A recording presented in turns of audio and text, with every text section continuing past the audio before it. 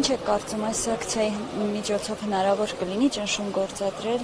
որպեսզի կարողանան Արսեն Ղուկասյանին ազատել։ Դե գիտեք, ցանկացած նման իրավիճակում, երբ որ մենք գործ ունենք առերևույթ ապօրինության հետ, պետք է օգտագործենք բոլոր հնարավոր օրինական գործիքակազմը, որպեսզի ի վերջո մարդկանց ձայնը եւ բողոքը լսելի դառնա։ Իսկ այլընտրանքը ո՞րն է, այսինքն ինչ պետք է անենք, նստենք տները եւ այս ապօրինությունների վրա աչք փակենք։ Իհարկե եւ այս գործով եւ մնացած այլ գործերով կրկնում եմ, որ պետությունը իր ռեպրեսիվ մեքենան օգտագործում է այն մարդկանց, որոնք որ իրեն հաճելի չեն, Արսենի գործով, հնչականն էլ այմիջալից ասել, որ այդ կալանքի տանելու հիմքերից մեկն էլ նա է, որ ինքը հեղինակություն է վայելում ծնողների շրջանում,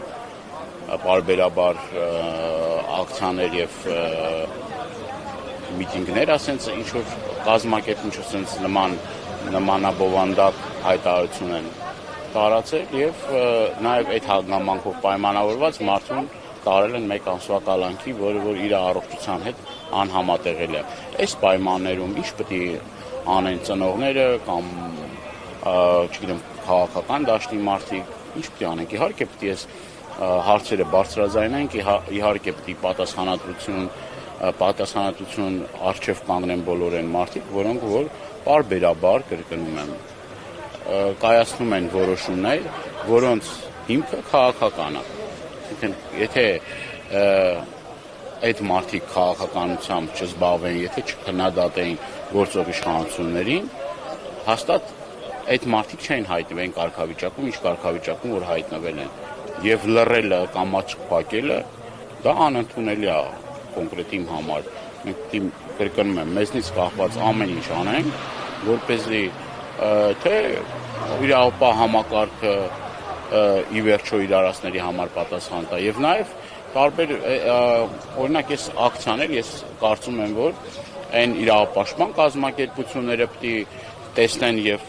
գան այդտեղ ներկա լինեն եւ նաեւ միջազգային հանրությունը որ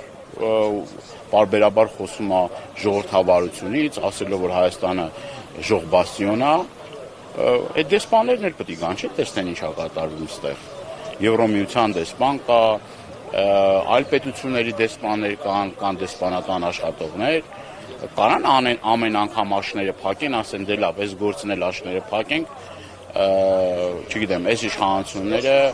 մեր սրտի իշխանություններն են, ինչ ուզում են թող անեն, ոնց կլինի տենց։ Չի լինի եւ կարծում եմ ցանկացած գործով դի միջև վերջ գնան, თუ միջև եվրոպական դատարաններ, ցույց տալու որ նախ այս մարդիկ անմեղ են, երկրորդն էլ ի վերջո արդարությունը պետք է հաղթի եւ բոլոր այն մարդիկ, որոնք որ այս ընթացքում կրկնում են,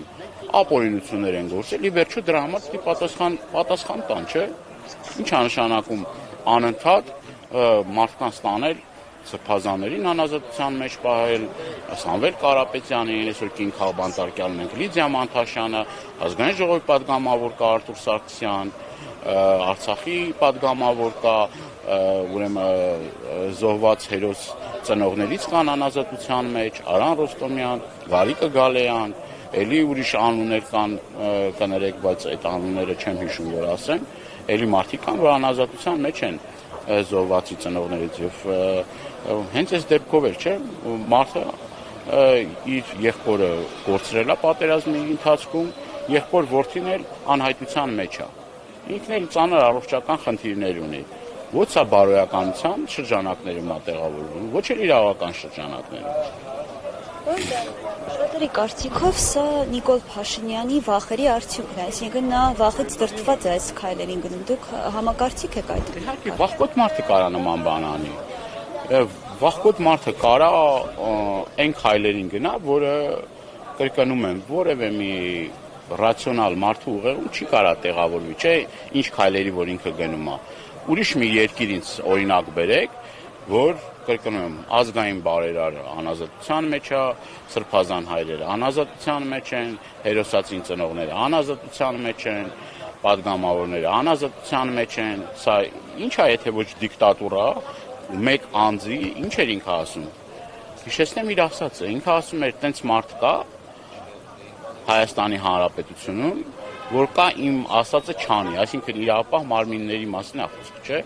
Ասում էր կառավարությունը ես եմ, եթե ինչ որ մեկը համաձայն չի ինձ հետ, ուրեմն պիտի այդ կառավարությունում չաշխատի, այսինքն այլ կարծիք ունենալը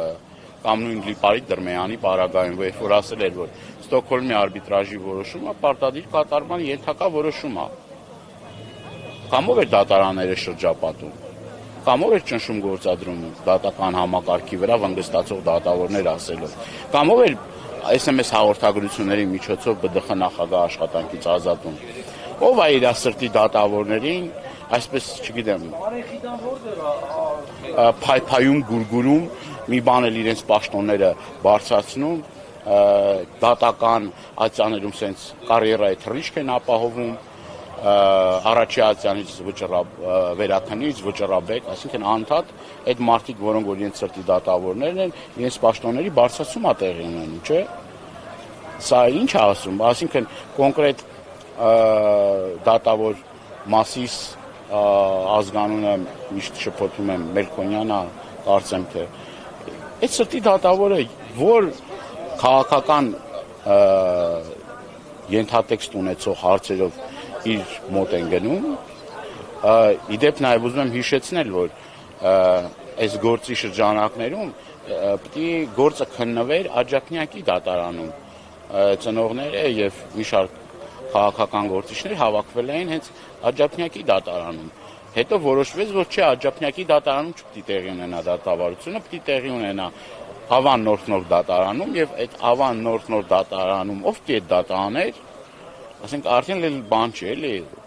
շատ տարբերակներ չկան, էլի։ Եթե ասում ենք քաղաքական հարցեր, քաղաքական դրդապատճառներ ունեցող անձիկ, առաջին անունը որ գալիս է, դա Մասիսի անունն է։ Ինքն է այդ գործերով որոշումներ կայացնող մարմին։ Եվ 99%-ով այդ մարդիկ հայտնվում են անազատության մեջ։ Սա իրական պատկերը, սա այդ որ ասում են իրական Հայաստան, այս է։ Այս իրական իրենց ասած իրական Հայաստանը բռնապետական, ավտորիտար պետություն է, որտեղ մարդիկ իրենց խոսքի համար դատվում են, պատմողական բնույթի խոսքի համար, չգիտեմ, ձվածեղ սարքելու համար են դատվում, օրինակ մի գործի շրջանակներում ուրեմն Արմեն Ալեքսանյանի գործի շրջանակներում մարդուն որոշել են, որ ձվածեղը պատրաստել դա ահաբեկչության փորձ է, կամ ում տանը որ մի հատ ծուխ են գտնում, դա ահաբեկչություն է, կամ Երևան քաղաքի քարտեզում տանը որ կա, կամ Հայաստանի Հանրապետության քարտեզը, դա ուրեմն ահաբեկչության փորձ է։ Այսինքն աբսուրդի ժանրից է այս ամեն ինչ, ինչը որ իրենք փորձում են ներկայացնել, որ գիտեք ինչ Հայաստանի Հանրապետությունը ժողովրդավարական պետություն է կամ իրենք չեն ազդում իրապահ համակարգի վրա։ Եթե իրենց գործով զբաղվեն, այսօր մեր զավանում այդ սպանությունները տեղի չեր ունենա։ Իրապահ համակարգը մի բանով է զբաղված։ Այլախոհներին, իրենց քննադատողների վրա գործեր կարելով եւ այդ մարդկանց հետապնդելով։ Հետ է իրանց ամբողջ օրվա բան ու գործը դա է։ Մի հարց էլ կապված վերջերս ԱԱԾ տնօրենի Բաքու այցի հետ կապված, քանի որ նշում էին, որ նա գերիների հարցով է գնացել, ինչ է կարծում, արդյոք դա որևէ օգուտ կտա կամ արդյոք քննարկվել են անհետ կորածների հարցը այդտեղ։ Նախ անհետ կորածների տարբեր թվեր են ասում, նաև ես էի ծնողների հետ խոսում։ Ես լսել եմ 192-ի մասին, մեկ 200 թիվ են ասում, մեկ ասում են 200 մինչև 50, կոնկրետ պաշտոնական թվեր չեն հրապարակում, ուրեմն Արցախում պայթյունի հետևանքով նաև անհետ կորածներ կան։ Նախ թիվը, հստակ թիվը չգիտենք ինչ է, ես փորձում եմ ի վերջո հստակ թիվ ճշտել ինչ է, եւ առաջիկայում էլի լուրջ զբաղվելու եմ այդ հարցով։ Ինչ վերաբերվում է այցին, այցը արդարացված կլիներ, եթե այնտեղից առնվազը գերիների մի մասին իր հետ բերեր։ Եթե գնացել ես այդ քայլին եւ Բաքու ես գնացել եւ Ձեռնունյան հետ ես եկել, արծը համարել արդյունավետ եւ նպատակային, համարել ես իհարկե չեմ կարող։ Ի վերջո հարցեր կան ճշտվելիք, որ մարդիկ տարիներ շարունակ սպասում են հենց այդ հարցերի պատասխաններին։ Եթե 5 տարի այս մարդկանց հարցերի պատասխան չեք տալիս եւ տասնյակ հանդիպումներ եք ունենում, ինչ արժեք, գրոշի արժեք ունի ձեր հանդիպումները, եթե ի վերջո այդ չի հասնում իր նպատակին։ Դե ինչքան ուզում եք հանդիպեք, դե ի՞նչ է տալի դա։ Այդ ծնողներին ի՞նչ է տալիս դա, որ անհայտության մեջ գտնվող հարազատներից որևէ մի լուր չկա։ Կրկնում 5 տարի շարունակ։ Այն ժամանակ ասում են, դե գիտեք ինչ, որ ընդդիմությունը ցույցեր անում դրա համար են ձեր որդիները, ձեր ընտանիքի անդամները այնտեղ։ Հետո ուրիշ բան խաբեցին, հետո ասեցին դուք պետք է համակերպվեք այն իրողությունների հետ ինչ որ կա։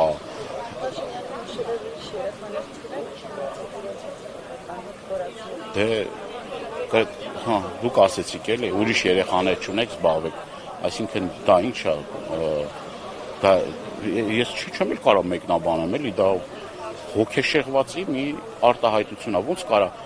խելքը գլխին մարդը նման բան ասի։ Այդ մարդիկ, չգիտեմ, այդ մարդիկ ամեն օր սպասում են, որ հեռախոսազանգ կգա եւ որևէ մի լուր կիմանան։ Իմիջիայլոց նաեւ ես մասնակցում էի մեկ ամիս ավել միգուցե առաջ անհայտ կորածների օրն էր եւ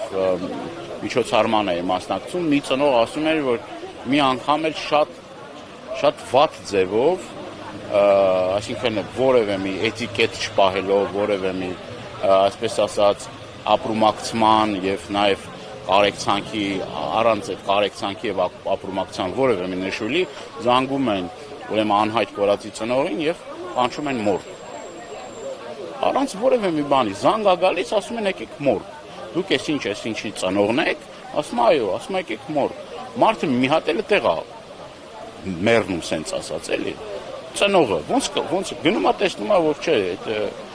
բարեբախտաբար իր որդին չի եղել էլի, բայց սա ինչ վերաբերմունք է։ Կամ այդ տվյալները որ կան, ասենք, որ պահում են, նաև ծնողների ասածն եմ ասում, որ ասում են դա մեր երեխաների տվյալների հետ կոնկրետ չի համապատասխանում, չի բռնում ոտքի չափսը, չգիտեմ, այլը ուրեմն բաներ կա։ Մարդկա 3 ձեռք են տվել, ծնողկա 3 ձեռք են տվել, այսինքն չգիտեմ ինչ ասեմ ես։ Հետևությունները թողնում եմ մեր հայրենակիցներին,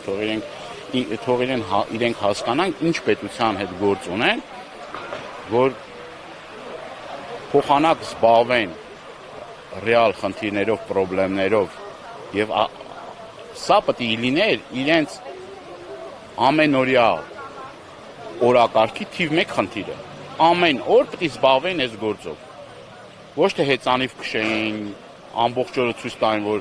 ես Դանիայում հեծանիվ եմ քշում, ես չգիտեմ, բանում Բրյուսելում հեծանիվ եմ քշում, ես Երևանի փողոցներում հեծանիվ եմ քշում, ես խորոված եմ անում, ես չգիտեմ ինչ եմ անում, ես սալատ եմ սարքում, ինչ ասեմ։ Այդ գործով պետք է զբաղվեր, ոչ թե թիվ 1 խոհարարն է դարել ու ես չգիտեմ, առավոտից իրիկու հեծանիվ է քշում, ես ինչեր անում, ֆեստիվալներով ու բանով, չեն կարա դրանով զբաղվեն, եթե չեն կարա, ուրեմն պետք է ռադները քաշեն գնան։ Հետո ուրիշ ինչ պետք է լինի, այսինքն կրկնում եմ, ոչ այդ ապրումակցումը կա իրենց մոտ, որը թիվ 1 խնդիրն է։ Եթե ելներ ապրումակցում, ցավը կիսելու զգացում, այս ամեն ինչը չէր լինի։ Հենց ամբողջ խնդիրը հենց կանում է դրանում։ Եթե այդ ամեն ինչը չկա, ուրեմն սուտ է ամեն ինչ։ Սուտ է, փուչիկ է։ Գործով պետք է զբաղվեն, ոչ թե ամեն օր լոլոներ ասեն, ես ինչ անեն ու փորձեն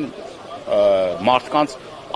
տեղեկատվություն տարածեն, ասեն, գիտես ինչ կա, այս մարդը, չգիտեմ, սենց էր, այն մարդը նենց էր, ինչ է, մարդկանց բանը որն է, բա մարդը կորցրել է իր հարազատին, աղբորը կորցրել է,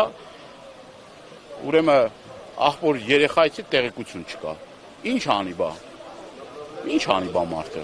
Չպահանջի, բա եթե դու կառավարություն ես, պիտի քեզնից պահանջի։ Բա ումից պիտի պահանջի։ Ուրիշ որտեղից պիտի պահանջի, որտեղ պիտի գնա։ Ինչ դուր ծեծի, ես մարդիկ առանց էլ 5 տարի դռներ են ծեծում։ Դռներ են ծեծում անպատասխան։ Անպատասխան։